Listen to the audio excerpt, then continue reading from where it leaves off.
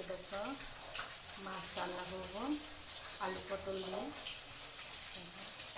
এখানে মাছটাকে ভালো করে ধুয়ে নিয়ে নুন দিয়ে দিচ্ছি, বেশি দিচ্ছি না ভেজা ভেজা হয়ে গেছে।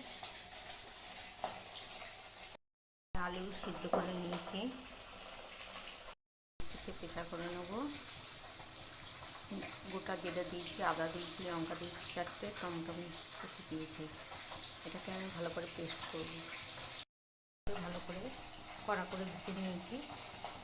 দেখো বন্ধুরা, এখানে আমি ফোড়ন দেবো গোটা তেজপাতা আর এরকম গরম মশলা, এলাচ আর জিরা।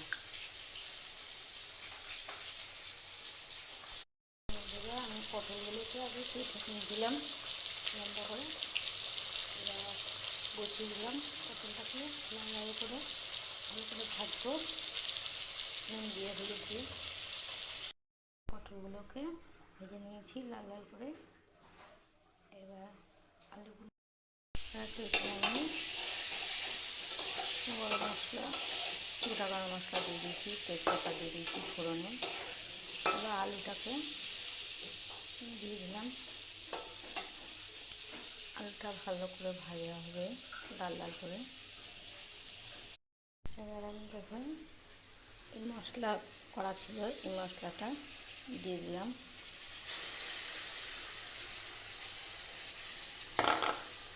এটাকে ভালো করে কষাবো।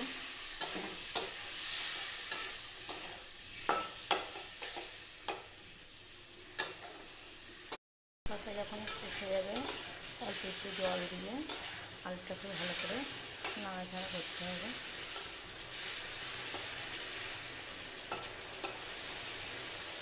মাছের জলটা যখন হয়ে আসবে তখন আমি পটলটাকে দিয়ে দেবো, মাছটা ছেড়ে দেবো। এবার মাছগুলোকে এক এক করে ঝোলের মধ্যে ছেড়ে দেবো। তার আগে পটলটা দিয়ে দিয়েছি।